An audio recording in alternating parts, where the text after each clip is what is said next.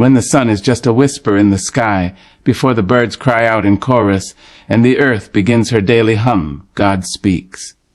He speaks not in thunder or trumpet, not in grand gesture or overwhelming fire, but in the quiet, the holy hush, the sacred stillness before the world awakens to its own noise. And child, you must listen. Oh, yes. You must listen. When the hush of night begins to slip away, and the black velvet sky yields to a quiet gray, there is a stirring. Not in the streets, not in the crowds, but in the soul. A holy breath moves across creation, gentle as a lullaby and deep as eternity. That breath, my child, is the whisper of the Almighty. He comes like the dew, unannounced, unforced, and undeniable. And in that sacred stillness, before clocks tick too loudly and before traffic screams for attention, God speaks. He does not come shouting. No, that is not his way. He is not a showman. He is a father, a potter, a poet. He speaks like one who knows the very rhythm of your blood, the weight of your thoughts, and the dreams still hanging from your eyelashes. God does not compete with the noise of the world. He waits for the stillness of your heart. That is why the morning is so sacred. The veil between heaven and earth seems thin. And if you're quiet enough, if you're hungry enough, you just might hear him. Some folks think they need thunder and lightning to believe it's God. They want burning bushes and angelic choirs. But the truth is, he's been speaking all along. In the sigh of the wind through the curtains. In the warmth of sunlight on your skin. In that verse that you've read 100 times, but today it sounds like it was etched just for you. In the name of a person who suddenly drifts into your mind with no explanation. That's how he speaks. Not always in words, but always in love.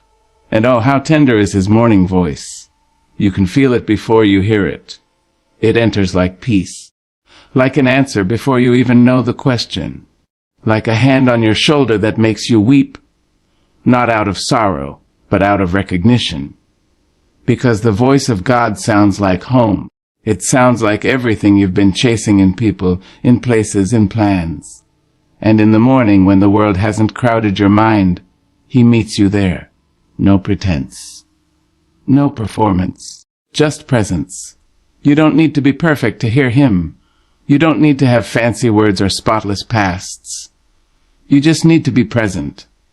You just need to be still. For it is written, "Be still and know that I am God." And what a knowing that is. It's the kind of knowing that holds you steady when your bank account trembles. It's the knowing that steadies your hands when the doctor delivers hard news. It's the knowing that brings joy not because everything is right, but because he is there. And child, let me tell you something. When you make space for that voice in the morning, it changes everything.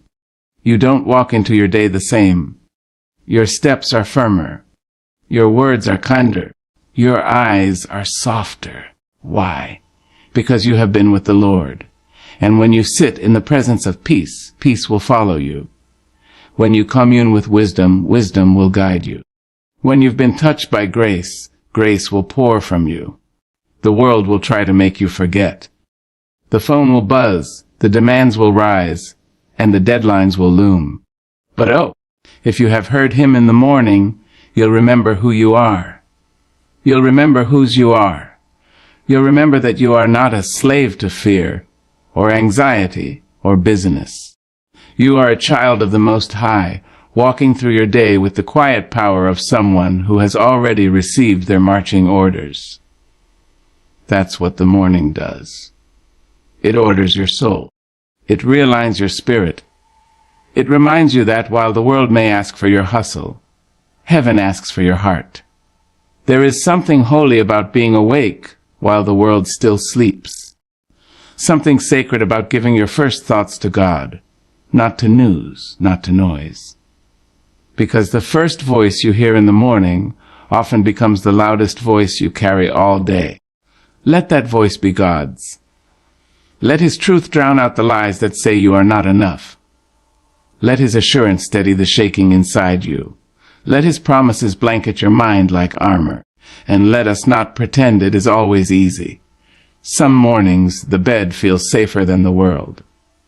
Some mornings your spirit feels too broken to be quiet. But those are the mornings to listen harder, because God is not far from the brokenhearted. He comes closest when you are at your lowest. His whispers are strongest when your strength is gone. And sometimes the only thing he says is, I am here. But child, if that's all he says, it is more than enough. There is healing in his morning presence. There is clarity. There is correction, yes, but also compassion. There is no shame in his tone, only truth. And the truth will not crush you. It will free you. That is the nature of the voice of God. It does not accuse, it convicts. It does not condemn. It calls you higher. So listen. Before the sun stretches herself across the sky, before the world demands your attention, before doubt gets a chance to speak, listen. Create a sanctuary in your soul where he can come and dwell. Read his word and let it read you. Pour out your fears and wait for his peace. Sing if you must. Cry if you need. But listen, because the God who hung stars in their sockets and told the sea how far to crawl has something to say to you. Not because you're famous, not because you're flawless, but because you are his. So rise with intention. Meet him in the quiet, and let his voice become your compass. For if you begin with God, you won't end in chaos. And that, beloved, is the miracle of a morning well spent. We live in a world that worships speed. Everything moves fast, too fast. Messages fly across the globe in seconds. Deadlines demand your peace. Alarms ring and people run. But child, let me tell you something that the elders used to say while rocking on front porches and humming soft gospel under their breath. You can't hear God if you're too busy listening to everything else. And oh, how true that is. The voice of God is not found in the chaos. It's not in the hustle or the hurry. He ain't shouting from the top of your to-do list. No, ma'am. God speaks in silence. He waits in the spaces between your thoughts. He waits in the pauses you ignore. And to hear him, truly hear him, you must learn the art of slowing down. There's a rhythm to heaven, a divine stillness. And unless you quiet your spirit, you'll miss it every time. That's why the morning is so precious. It's not just the start of your day. It's a gift, a sacred invitation. The world hasn't gotten noisy yet, and your soul hasn't been covered with the dust of the day.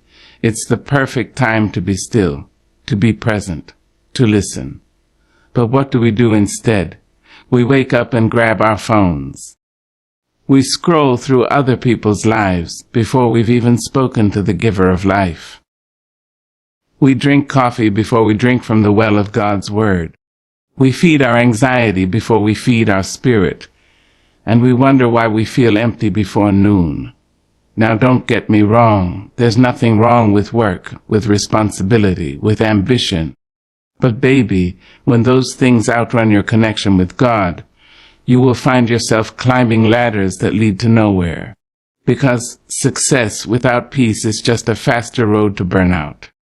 You must anchor your morning in the one who holds the whole day. God is not rushing you. He's not pressing you to be perfect. He's asking you to pause. He's saying, come, sit with me. I've been waiting. And oh, what power there is in that pause. In that moment of stillness, before the day takes over, God can pour into you what no job, no relationship, no validation ever could. He reminds you of who you are. He reminds you of whose you are. He sets your feet on solid ground so that when the winds of the world come, and they will, you will not be moved. But you have to slow down to receive that kind of grounding. Have you ever watched the ocean in the early morning? Have you noticed how still it becomes just before the sun kisses the horizon? That's how your soul must be. Not constantly tossing, not always running, but still, trusting. Stillness is not weakness. It is strength under control. Stillness is not laziness. It is divine awareness. Stillness is not absence. It is sacred presence. And in that presence, God whispers truths the world will never tell you. He will remind you that you are enough before you do a single thing. He will tell you to forgive that person your pride still hates. He will tell you to call your mother. He will nudge you toward purpose, not performance. But none of that happens if you're too rushed to hear him.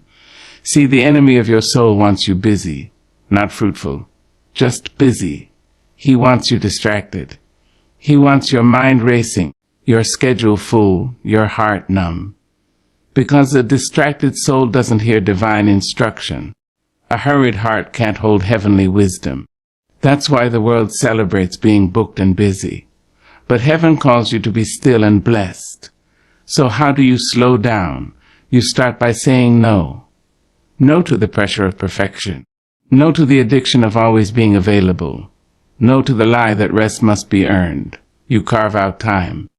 You protect the silence. You open your Bible, not to check a box, but to hear from your Father. You sip your tea with gratitude.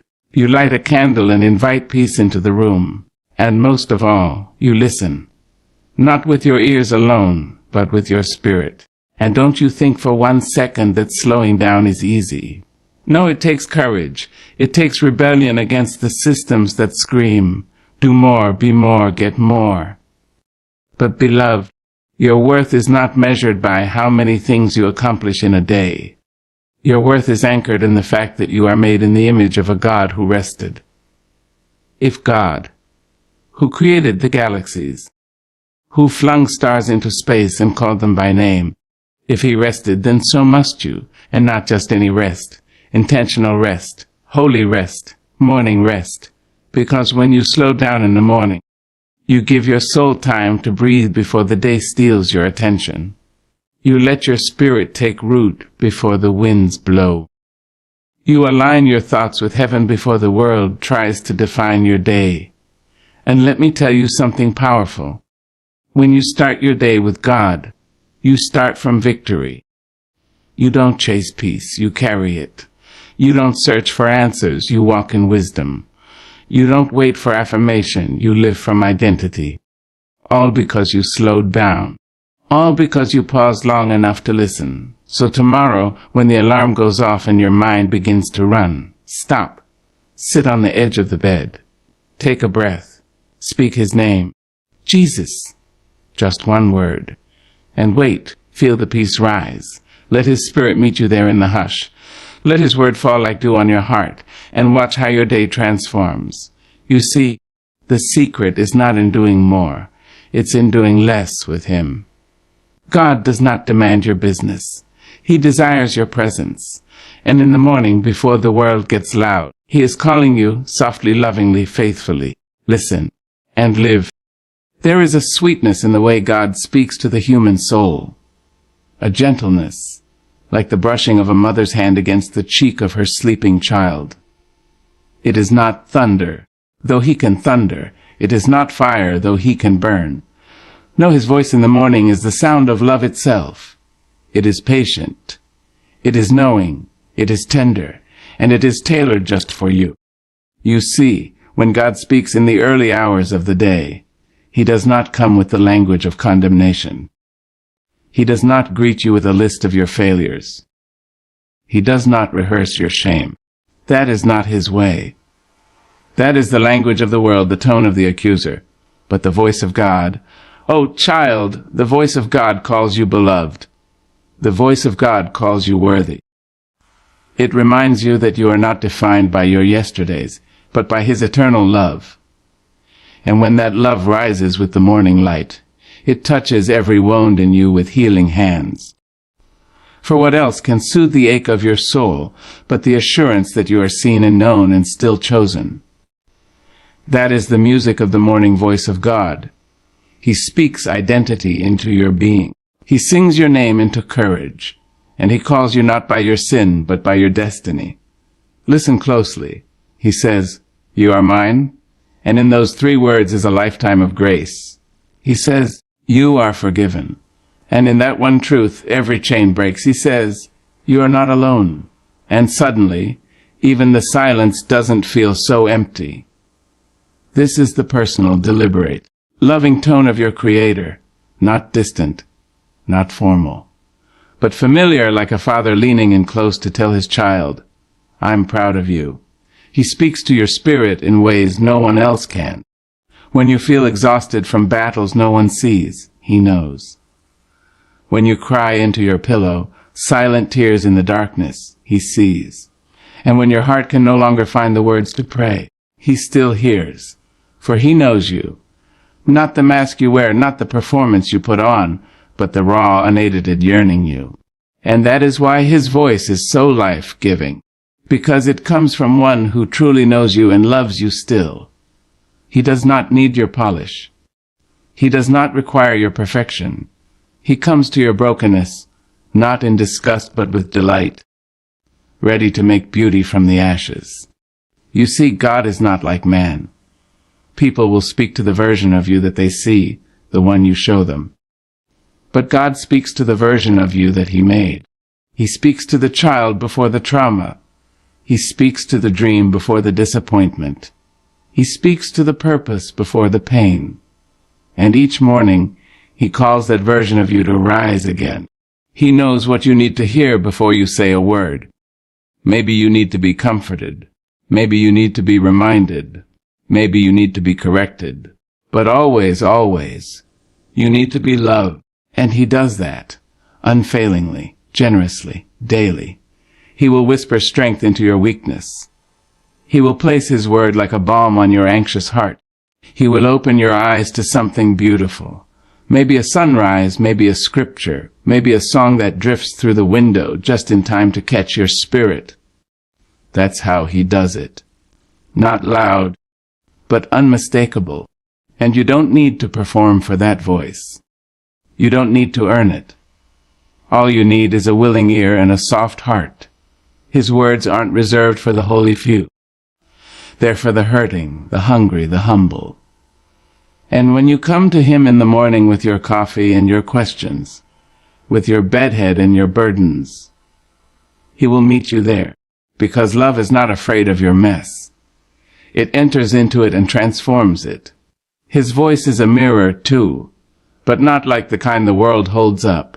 When the world shows you your reflection, it points out your scars and calls them shame.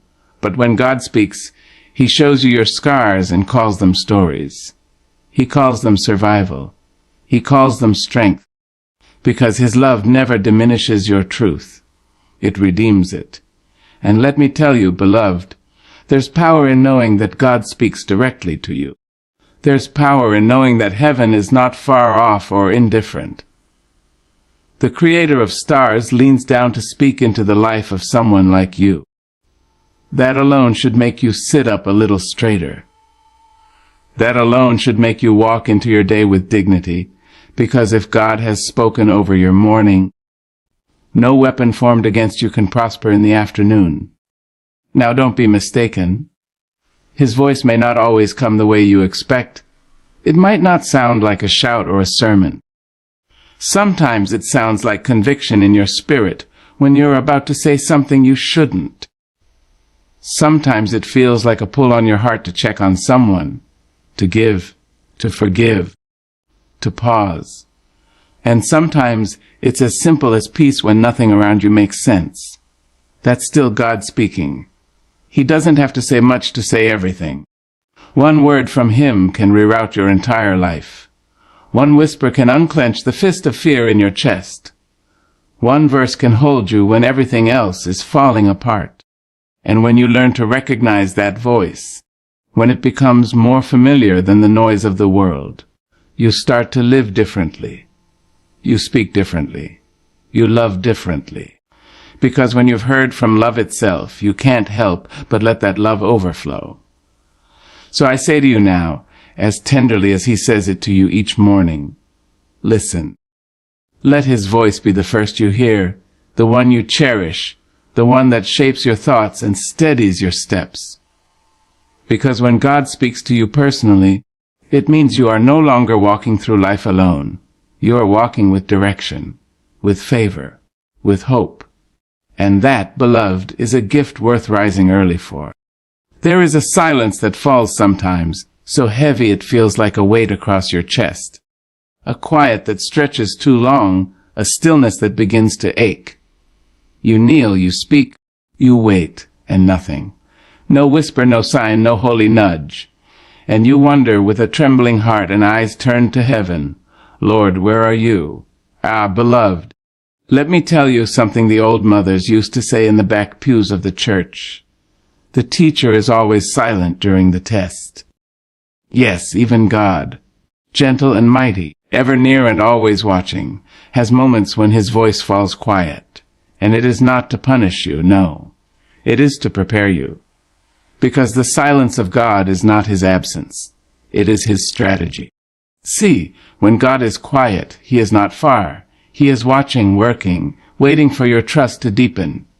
You may feel abandoned, but feelings are not facts. You may feel forgotten, but the truth is, you are engraved on the palm of his hand. And when he is silent, he is often doing his most delicate work.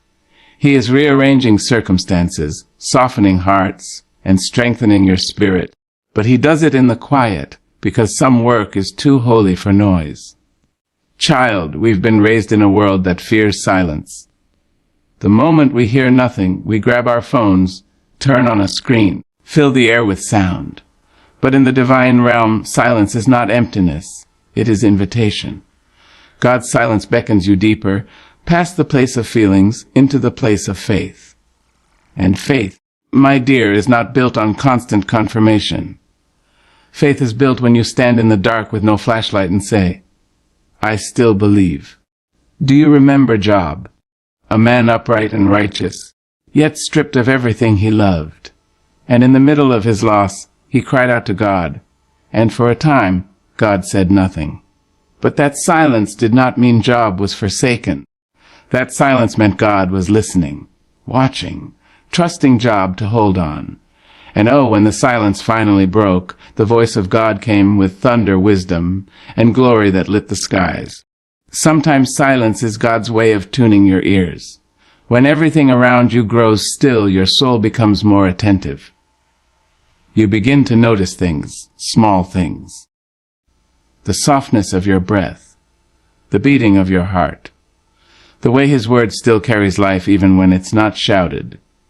You begin to remember that he doesn't just speak in dramatic ways.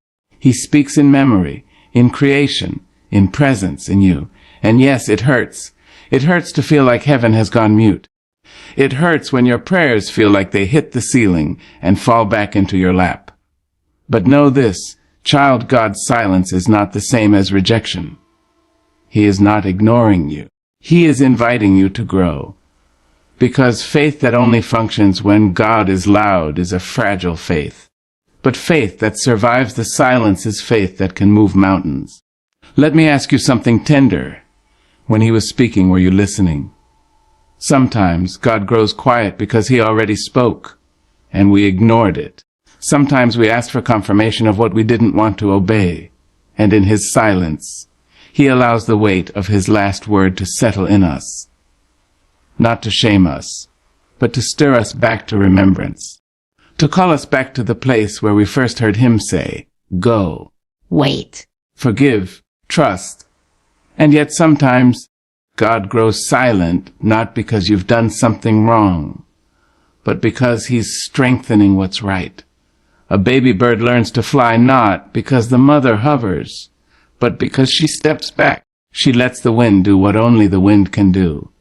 And God, in his deep wisdom, sometimes steps back, not out of cruelty, but out of confidence, because he knows what he placed inside you.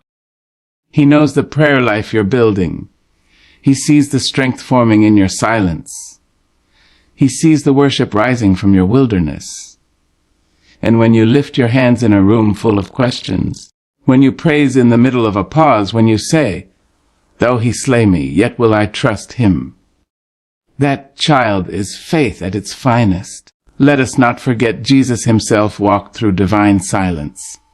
In the Garden of Gethsemane he cried out, let this cup pass from me. And the heavens held their breath. No booming voice, no angels rushing to comfort, just silence. And yet he rose. He carried the cross. He obeyed. and through that silence, salvation was born. So if you're walking through a quiet season, if God seems far, if his voice seems faint, take heart. The silence is not punishment. It is an invitation to trust. Trust not what you feel, but what you know. Know that he is good. Know that he is working. Know that he is there even in the hush. And let me say this gently.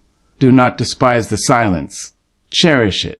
For when the silence lifts, and you will hear him more clearly, more surely, more intimately, because silence purifies the heart. It sifts the soul. It removes the noise and leaves only the sacred. Sit with him in the silence.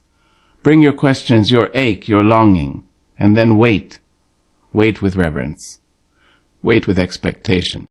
Wait like one who knows that heaven never forgets a name.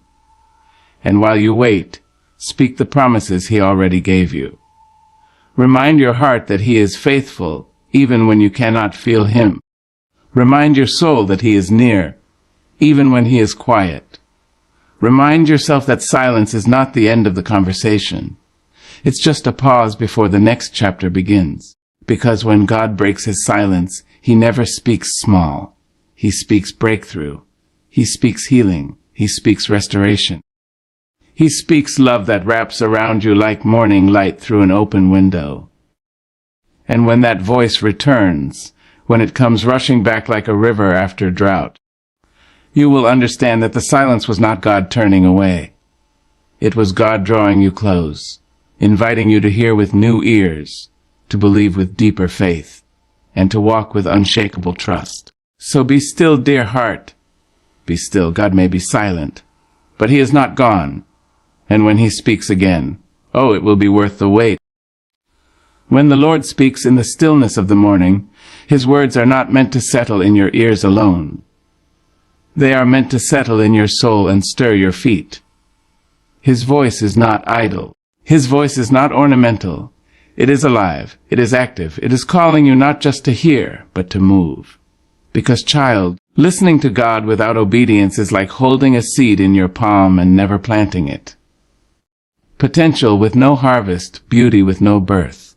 Now, we live in a time where everyone wants a word from God, but not everyone wants to walk that word out. They crave confirmation, but not correction. They want the promise, but not the process. But make no mistake, my dear, when God speaks, he speaks for a reason. His voice comes with direction, with instruction, with purpose. And your response must be more than a head nod or a hallelujah. It must be surrender. It must be obedience. Obedience is not blind, it is brave. It says, Lord, I may not understand the full picture, but I trust the painter. Obedience is not passive, it is powerful. It says, I will step, even if I step afraid. I will move, even if I move trembling. Because trust in God is not proven by your words. It is proven by your walk. You can't say, speak, Lord, and then refuse to follow when he calls. That's not faith. That's familiarity. And God does not speak to be admired. He speaks to be followed. Sometimes he'll tell you to do something that makes no sense to the people around you. He may whisper, forgive her, when your pride says she doesn't deserve it. He may nudge you, leave that job, when it's the only security you've known. He may call you to speak, to give, to wait, to stay, or to go, and all of it may seem strange to the natural mind. But baby, obedience is not about understanding, it's about alignment. And oh, how heaven moves when a soul is aligned. You see, the miracle is not just in hearing God, it's in doing what he said. Noah didn't just hear God's instructions to build an ark. He picked up the wood, the hammer, the nails. Abraham didn't just receive the promise. He walked up the mountain with his son in faith. Mary didn't just hear Gabriel's announcement. She said, "Be it unto me," and carried the promise of salvation in her womb. It is the doing that activates the power of the word. And let me tell you, obedience will cost you something. It will cost you comfort. It will cost you applause. It may even cost you relationships. But what you gain, peace, purpose, divine protection, cannot be bought in this world. God does not ask for your obedience because he wants control. No, he asks because he knows what's ahead. He sees the storm before the clouds gather. He sees the danger before your feet ever step close. And when he speaks, it is to guide you around what could break you, or through what will make you. Some of us miss our blessing not because God didn't speak, but because we didn't act. We wanted signs and wonders, but we ignored the whisper. We asked for clarity, but we dismissed conviction. We wanted him to speak louder, but he was waiting for us to listen better. And let me tell you this, child-delayed obedience is still disobedience. The longer you wait to do what God said, the more room the enemy has to confuse you. Every moment you hesitate, fear grows louder. Doubt gains ground. But when you obey quickly, you silence the voices that try to talk you out of your destiny. Now, don't you think obedience means you'll always see immediate results? No, sir. Sometimes obedience leads you into a wilderness before it leads you into the promise. Sometimes it makes things messier before they get miraculous. But obedience is never wasted. God never forgets a yes that costs you something. Every act of obedience writes your name deeper into his story. And oh, what a powerful story it becomes when your life becomes a testimony of trust. Even when the task is small, rise early and pray. Bless that stranger. Apologize first. Close your mouth when your flesh wants to speak. Obedience in the small prepares you for the mighty. Because how can he trust you with nations if you ignore him in the morning? Let me talk to the ones who say, I don't know if I heard him right. My dear, if the voice you heard draws you to love, to forgive, to grow in holiness, to walk in peace, then that voice bears his fragrance. You may not be certain of every detail, but you don't need perfect clarity to obey. You need perfect trust. God honors movement. He honors faith. And even if you stumble, he will catch you. But he can't guide what won't move. Obedience will sometimes make you look foolish. That's all right. Noah looked foolish until it rained. David looked foolish dancing before the Lord until the favor